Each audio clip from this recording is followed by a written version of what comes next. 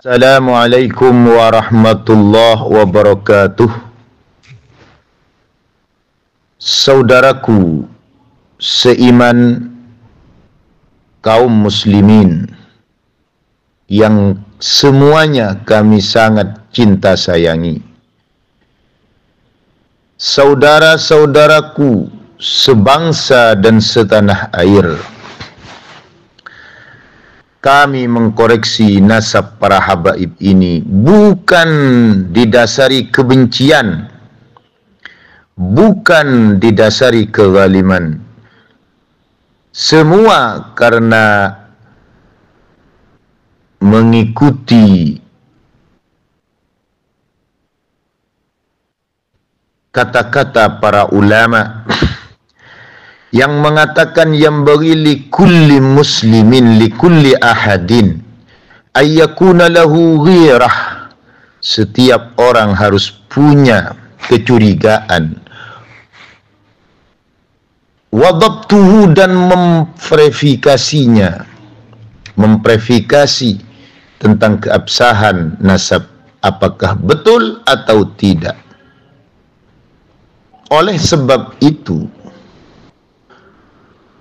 ini adalah nasihat, bukan kebencian. Karena nasab habaib Bani Ba'alawi ternyata tidak hanya gagal secara kajian ilmu nasab, secara kajian ilmu sejarah pun juga gagal, saudaraku. Lalu apalagi yang harus dipertahankan? Marilah kita jangan terlalu ta'assub dan jangan terlalu hulu, berlebih-lebihan. Perlu diingat, nasab mereka bukan rukun Islam dan bukan rukun iman. Nasab mereka, ya nasab, bukan sebuah ilmu yang berdasarkan sumber dan nas. Kalau mereka mempunyai disiplin keilmuan, maka harus kita akui selagi keilmuan itu sesuai dengan nas dan sumber yang jelas.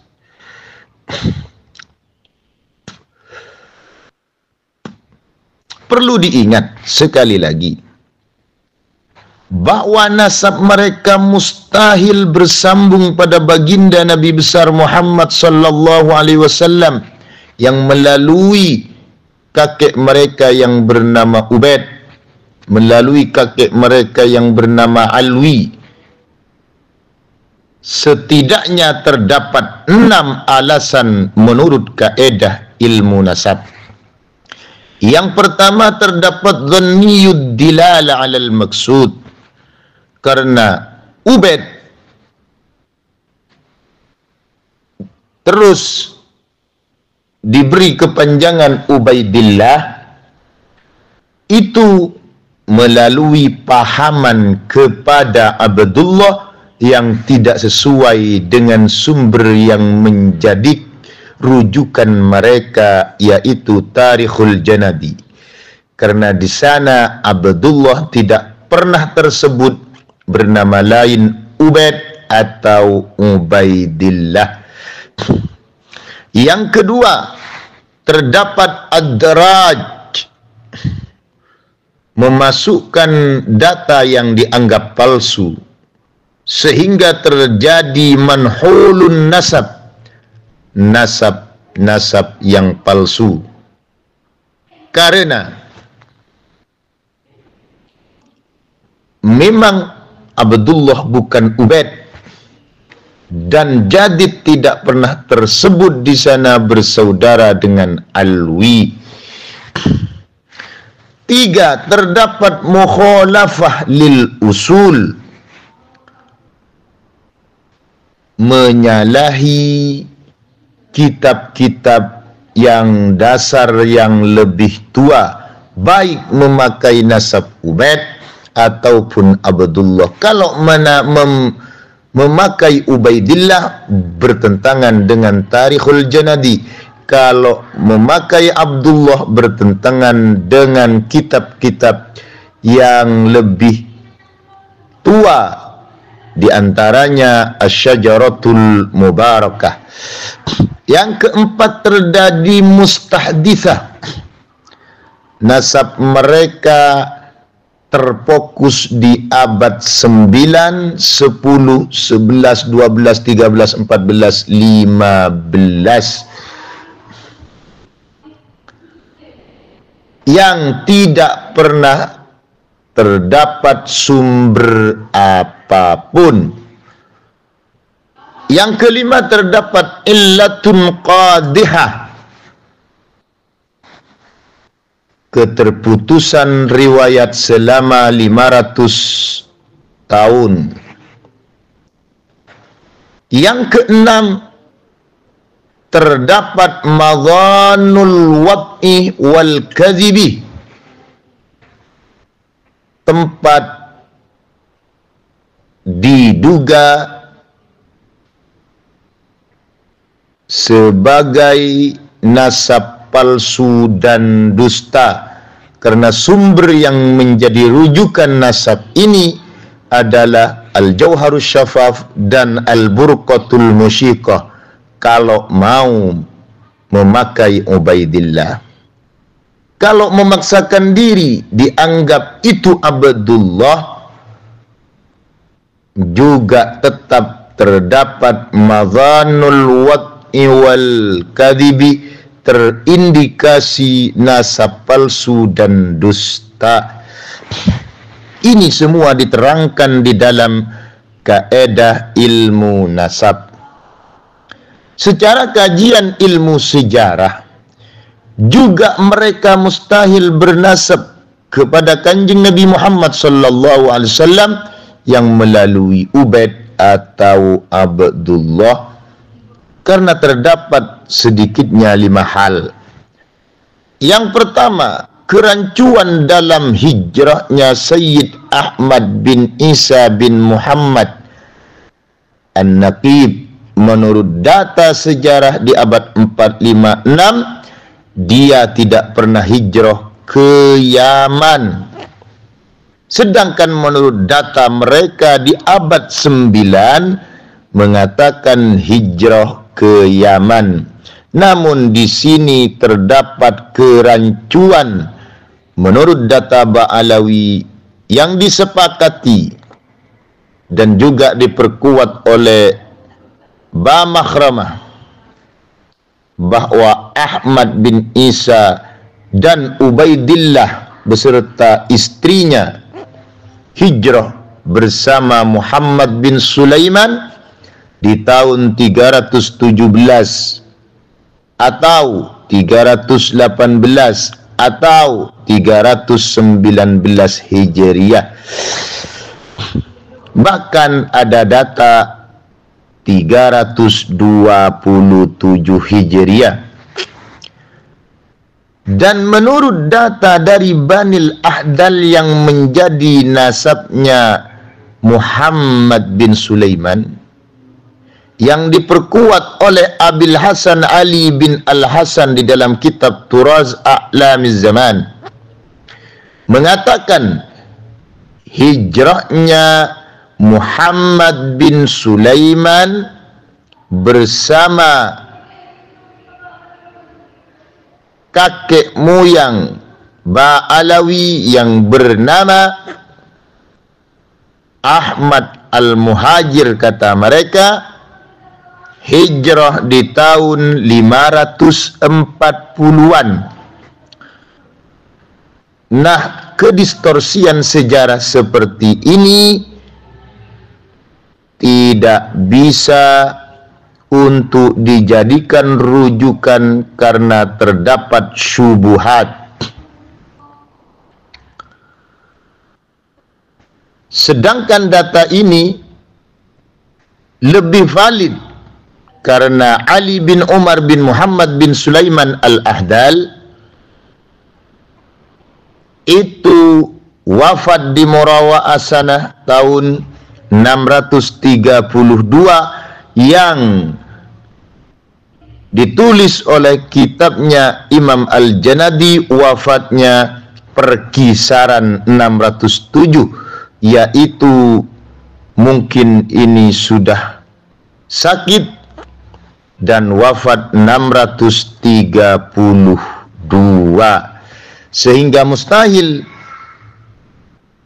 yang namanya Ali ini cucu daripada Muhammad bin Sulaiman. Kalau Muhammad bin Sulaiman itu tahun 317, bagaimana Ali bin Umar bin Muhammad bin Sulaiman Ahdal ini bisa wafat 632?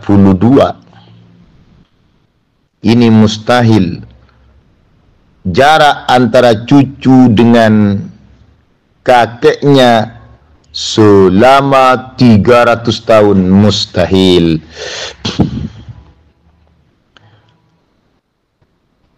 Yang kedua, kedistorsian secara sejarah, kerancuan tentang lakob atau julukan Sayyid Ahmad Al-Abah dalam data ahli sejarah dan yang lain. Di abad 4, 5, 6, 7, 8 berjuluk Al-Abah atau An-Nafad.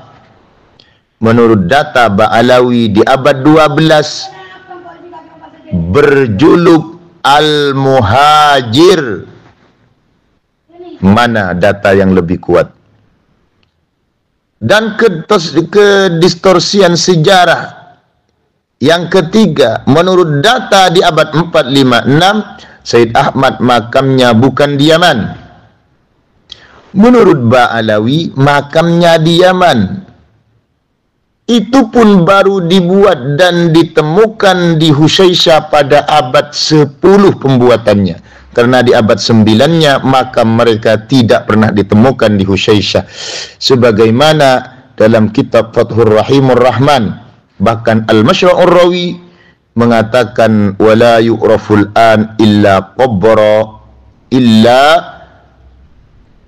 Alawi, wala yu'raful an illa qabr Alawi. Kedistorsian sejarah yang keempat, menurut data di abad 4, 5, 6, Ahmad Al-Abah bukan seorang ulama dan imam besar yang luar biasa, tapi seorang yang berstatus sodakar kaya, yang pedagang minyak An-Nafad, orang kaya. Menurut Ba'alawi di abad 9 mengatakan bahwa beliau adalah seorang ulama, imam mujtahid, ahli hadis. Namun problemnya tidak ada ulama siapapun yang mencatat sedemikian, hanya dicatat oleh keluarga mereka. Dan Ubaidillah pun dianggap imam mujtahid, ulama besar ahlul hadis, padahal tidak ada satu pun orang yang mengenalnya baik di Irak. Padahal mereka katanya hijrah dengan istrinya bersama ayahnya ke Yaman. Padahal sekelas At-Tabari di sana disebutkan sekelas ulama-ulama yang di bawahnya seperti Imam Al-Ghazali disebutkan.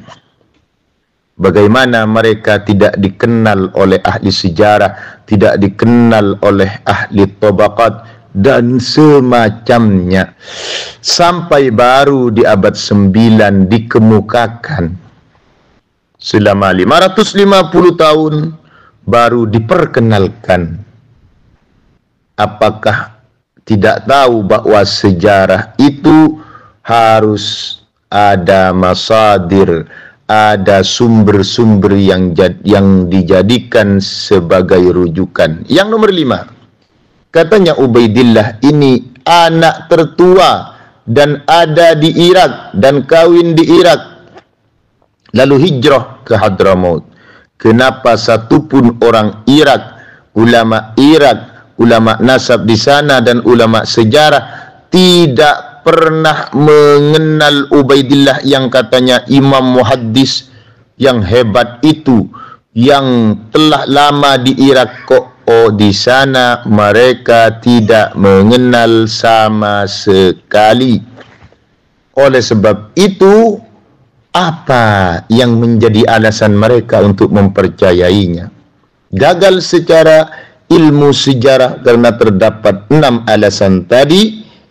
Gagal secara kajian ilmu nasab, juga gagal secara kajian ilmu sejarah. Berarti kegagalan ini, nasab mereka bukan hanya syubhat, tapi di bawahnya nasab-nasab yang waham. Sehingga ulama mengatakan wa yasbutun nasab bil alamatil wadihat, dengan tanda-tanda yang jelas, wa bil bayyinati tsabitat, melalui bayyinah, data-data, bukti-bukti as-sabitat yang telah tetap. Wala yasbutu bisyubuhat, tidak mungkin tetap nasab itu dengan kesyubhatan, dengan keserupaan, dengan keragu-raguan, bahkan ini sudah di bawahnya. Oleh sebab itu, tidak ada alasan bagi siapapun untuk mempercayai nasab ini setelah diadakan koreksi secara komprehensif. Terima kasih.